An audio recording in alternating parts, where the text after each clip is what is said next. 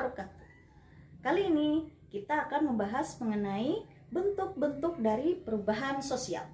Bentuk perubahan sosial yang pertama itu adalah bentuk perubahan sosial lambat atau disebut dengan evolusi. Bentuk perubahan sosial lambat ini itu terjadi karena berlangsungnya sangat lama, karena melalui tahapan-tahapan tertentu di dalamnya. Jadi perubahan sosial lambat ini itu terjadi karena adanya keinginan-keinginan atau usaha-usaha dari masyarakat untuk melakukan yang namanya perubahan. Tanpa disadari mereka sudah melakukan yang namanya perubahan karena usaha tadi untuk menyesuaikan diri dengan keadaannya. Salah satu contoh mengenai bentuk perubahan sosial lambat ini atau evolusi ini itu adalah perkembangan kehidupan manusia. Dulu kehidupan manusia itu diawali dengan berburu dan meramu makanan. Kemana-mana berburu, habis makan di sini, pindah lagi ke tempat lain, habis di sini, pindah lagi ke tempat lain, sampai akhirnya mereka menemukan bahwa kehidupan mereka yang berburu dan meramu itu melelahkan. Sampai akhirnya mereka hiduplah yang namanya menetap. Nah, dari tahapan-tahapan itu berburu, meramu sampai pada menetap, itu adalah terjadi perubahan yang lama atau lambat. Nah, kemudian perubahan sosial yang kedua. Perubahan sosial yang kedua itu adalah perubahan sosial cepat. Artinya perubahan sosial tadi berlangsung sangat cepat atau diistilahkan dengan revolusi. Nah, perubahan revolusi ini menyangkut dasar-dasar atau sendi-sendi pokok kehidupan yang ada di masyarakatnya.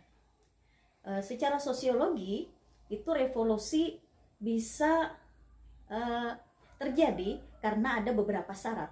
Yang pertama itu adanya keinginan dari masyarakat untuk melakukan perubahan.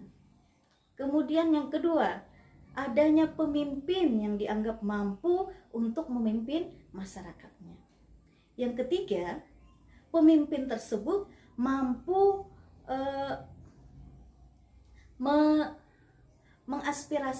menampung aspirasi dari masyarakatnya. Yang ketiga, pemimpin tersebut dapat menunjukkan tujuan baik itu yang konkret ataupun yang abstrak. Kemudian yang kelima, adanya momentum atau kapan bisa dilaksanakan revolusi tersebut. Nah, jadi ada 5 tahapan tadi, ada 5 syarat yang harus dilakukan untuk bisa melakukan yang namanya revolusi. Yang ketiga itu adalah bentuk perubahan sosial kecil.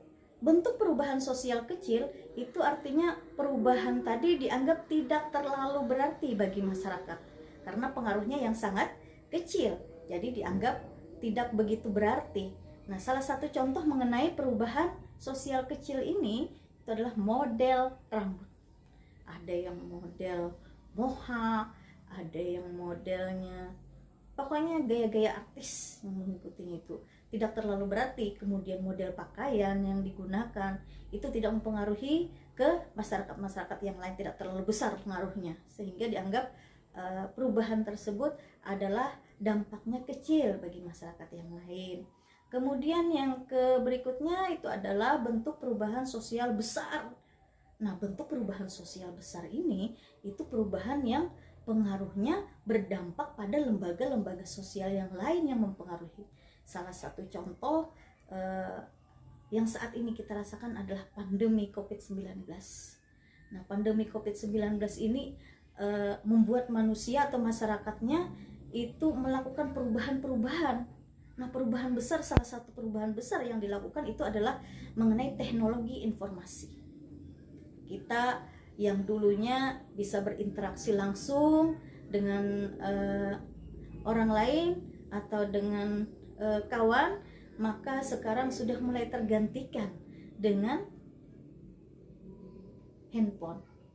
Karena apa? Karena harus menjaga jarak. Kemudian pembelajaran kita juga menggunakan daring. Artinya dengan jaringan.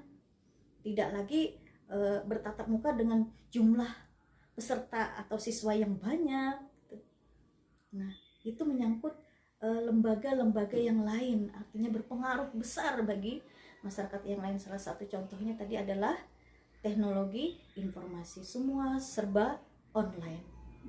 makan tidak boleh di tempat, sekarang pesan antar, tinggal telepon, sudah barang sudah ada, makanan sudah siap saji, siap diantar gitu. Itu perubahan sosial besar mengenai teknologi informasi yang digunakan, semua serba online.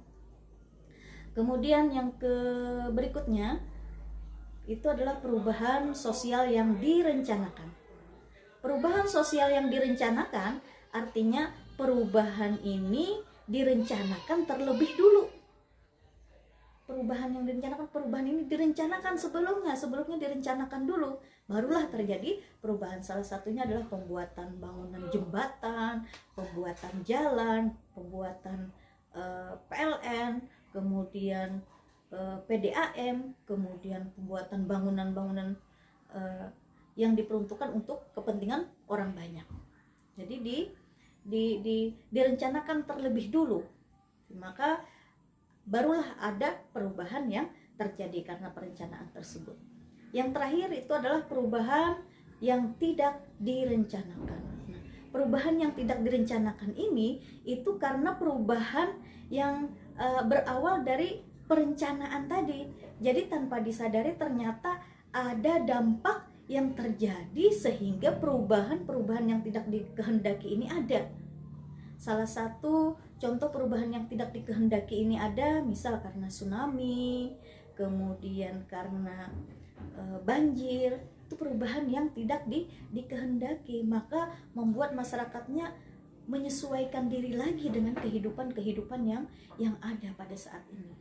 Misal ada yang terjadinya tsunami atau banjir besar, kemudian gempa bumi yang menghancurkan dan meluluhlantakkan semua bangunan-bangunan rumah-rumah yang ada di masyarakat tersebut. Mau tidak mau mereka akan menyesuaikan diri dengan kehidupan yang ada pada saat sekarang ini yang mereka rasakan. Mulai dari mencari rumah mereka, mencari mata pencaharian mereka yang dulunya habis disapu oleh banjir, disapu oleh gempa. Maka mereka akan menyesuaikan diri. Misalnya para petani yang tanaman-tanamannya sudah mulai bisa dipanen, habis begitu saja, maka mereka akan mencari mata pencaharian yang lain lagi atau yang baru lagi. Atau yang bagi peternak yang hewan-hewannya habis diterpa banjir, maka mereka akan menyesuaikan diri dengan mata pencaharian yang baru. Nah, contoh lain bisa juga karena penggunaan mesin dari teknologi industri, sehingga dapat mengurangi tenaga manusia yang digunakan.